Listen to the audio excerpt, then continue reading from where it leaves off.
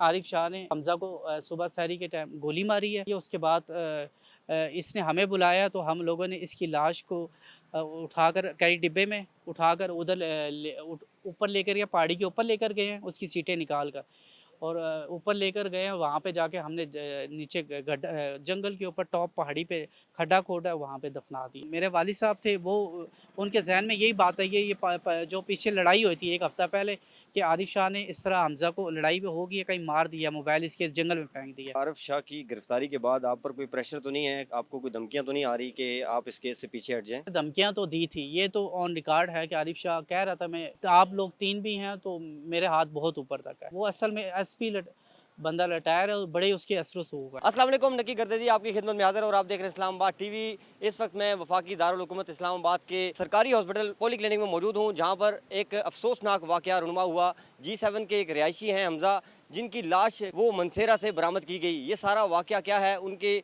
हमज़ा के जो बड़े भाई हैं वो मेरे साथ मौजूद हैं, उनसे हम बात करते हैं, तफसीलात जानने की कोशिश करते हैं। इस केस में क्या पेशरफ्त आई वो भी इनसे जानेंगे। जी बताइएगा, क्या तफसीलात हैं, क्या वाक़या रुनुमा हुआ और लाश कहाँ से बरामद हुई, इसकी तफसीलात क्या हैं?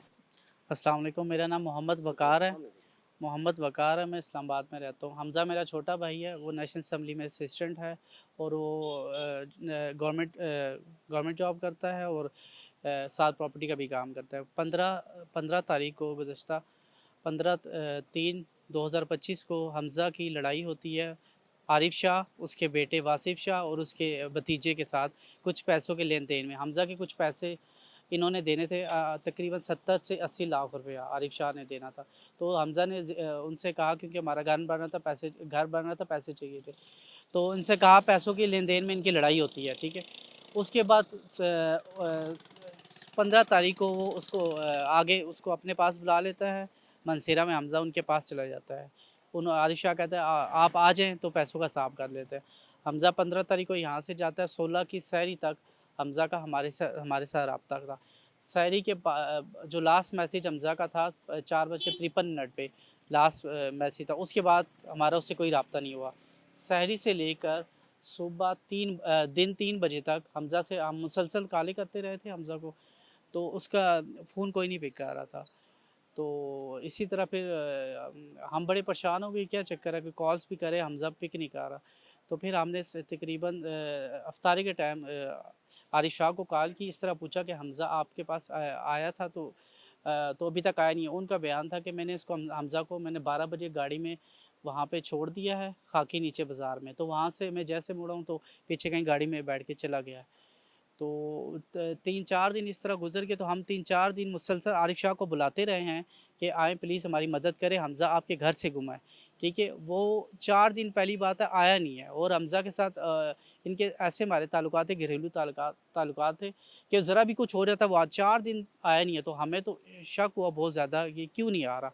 उसके बाद जब आया है 4 दिन के बाद 19 तारीख को जो मोबाइल की लोकेशंस आ रही थी ना, 2-3 इस्लामाबाद की आ रही थी, G10-1 की। तो 19 तारीख को रात को 10:30 बजे मोबाइल, रात को हमें G10 जंगल से मिलते हैं, ठीक है, लोकेटर के ज़रिए मोबाइल मिलते हैं, तीनों मोबाइल हमज़ा के। तो जिस टाइम मोबाइल मिलते हैं तो हम सारे परेशान हो जाते हैं, जंगल के साथ पे वो इस तरह मोबाइल मिले। हमने कहा अल्लाह ना करे हमज़ा को इन्होंने मार दिया है और उसकी लाश जंगल में है। तो हम सारे रात को मोबाइल की रोशनी से जंगल में तलाश करते रहे, लाश वगैरह हमें नहीं मिली। तो मेरे वालिद साहब थे, वो उनके जहन में यही बात आई है, जो पीछे लड़ाई हुई थी एक हफ्ता पहले, कि आरिफ शाह ने इस तरह हमज़ा को लड़ाई में होगी कहीं मार दिया, मोबाइल इसके जंगल में फेंक दिया। तो वालिद साहब ने हमज़ा नामज़द कर दिया आरिफ शाह उसी रात को फिर आया, जिस टाइम नामज़द किया पुलिस वालों ने कॉल की उसको कि आप आएँ, आपको नामज़द किया। वो सबसे पहले हमारे घर में आया, तो घर आके कहता है कि आप लोगों ने मेरा नाम क्यों दिया है, और भाई वगैरह को कहता है अगर आप लोगों ने नाम दे दिया तो फिर आप और हमारी दुश्मनी हो जाएगी पक्की, आमने सामने हो जाएगी। ये तो एक है, तो और भी 3 है, ठीक है। वो असल में एसपी बंदा रिटायर है और बड़े उसके असर रसूख है। तो वालिद साहब को इस ज़रिए से धमकाया, तो सच पूछे तो डर गए थे, ठीक है। हम भी थोड़े से डर गए, वालिद साहब भी डर गए, तो चुप कर गए। तो फिर 2-3 दिन इससे पूछते रहे। हमने कहा अगर आपके पास है बता देना, मेहरबानी करें।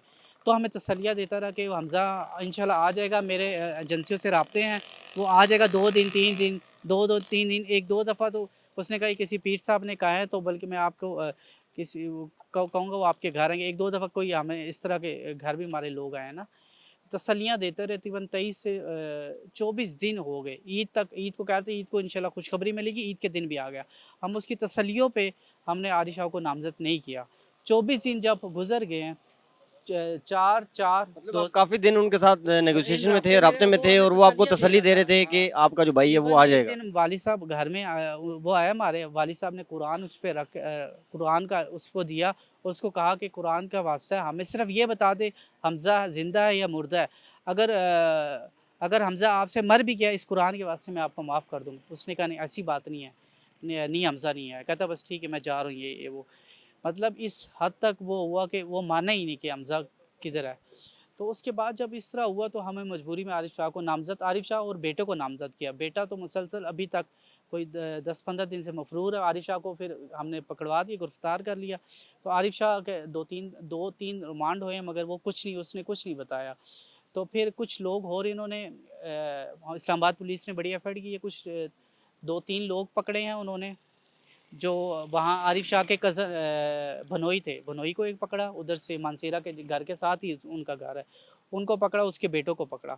तो एक दिन का उनसे रिमांड लिया, तो फिर दोनों ने अलहदा रिमांड में एक्सेप्ट किया कि आरिफ शाह ने इसको हमज़ा को सुबह सहरी के टाइम गोली मारी है।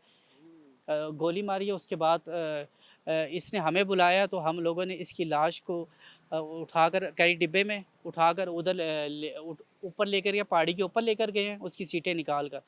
और ऊपर लेकर गए हैं, वहाँ पे जाके हमने नीचे जंगल के ऊपर टॉप पहाड़ी पे खड्डा खोदा, वहाँ पे दफना दिया।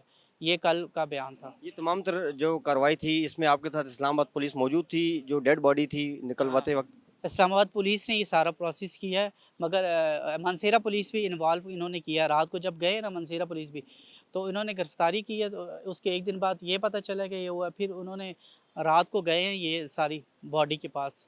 तो उन्होंने फिर मानसेरा पुलिस की मदद से आज बॉडी वहाँ से रिकवर की है। उसके बाद जो गाड़ी मुतलका वहाँ पे हुई है, जिसमें इन्होंने को लेकर गए, डिब्बा भी इन्होंने पारा थाने में बंद कर दिया है, और जो 2 बंदे थे वो भी इन्होंने पकड़े हैं, ये जिन्होंने एक्सेप्ट किया है कि ये हमारे। बताएं कि आरिफ शाह की गिरफ्तारी के बाद आप पर कोई प्रेशर तो नहीं है, आपको कोई धमकियां तो नहीं आ रही कि आप इस केस से पीछे हट जाएं? अभी तक तो कोई नहीं है, पर उसने धमकियां तो दी थी। ये तो ऑन रिकॉर्ड है कि आरिफ शाह कह रहा था, मैं बाद में आप लोग 3 भी हैं तो मेरे हाथ बहुत ऊपर तक है, ठीक है, मैं बहुत कुछ कर सकता हूँ। वो ब्लैकमेल तो किया, 2-3 दफ़ा उसने किया है। आप इस वक्त क्या मुतालबा करेंगे हुकूमत से, रियासत से, आईजी इस्लामाबाद से, क्या मुतालबा हाँ, करेंगे? मैं ये मुतालबा करना चाहता हूँ आरिफ, क्योंकि हमें पता चला है बहुत क्रिमिनल बंदा है। पहले भी कुछ ऐसे केसेस हो चुके हैं, 1-2 कत्ल, एक कत्ल हुआ था आई थिंक इकरा का, उसमें भी इन्वॉल्व हो रहा है। तो मैं चाहता हूँ जिस तरह एक उस केस में ये बरी हो चुका है, ठीक है, जो भी उनके मामला सेटिंग हुआ, इस केस में हम चाहते हैं कि आरिफ शाह को भी कम से कम सज़ा फांसी की दी जाए, और उसके साथ जो लोग हैं 3 से 4 जो मुलविस हैं, उनको भी जो कानून के मुताबिक जो सबसे बेहतरीन सज़ाएँ वो दी जाए। बहुत बहुत शुक्रिया जी। हमज़ा के बड़े भाई मेरे साथ मौजूद थे। इनके भाई को बड़ी बेदर्दी से मनसेरा में कत्ल किया गया। ये G7 के रिहायशी हैं, लेकिन यहाँ से जब इनके भाई वहाँ पर गए, इन्होंने तमाम तर तफसीलात आपके सामने रखी, किस तरीके से उनको वहाँ पर बेदर्दी से कत्ल किया और फिर उनको खड्डे में डालकर दफना दिया गया। आज उनकी लाश जो है उसको बरामद कर 30 लिया दिनों गया के है। बाद उसकी 30 लाश दिनों बाद मिली। उसकी लाश को बरामद किया गया। इस्लामाबाद पुलिस और मनसेरा की जो पुलिस है, उन्होंने मिलकर ये कार्रवाई की।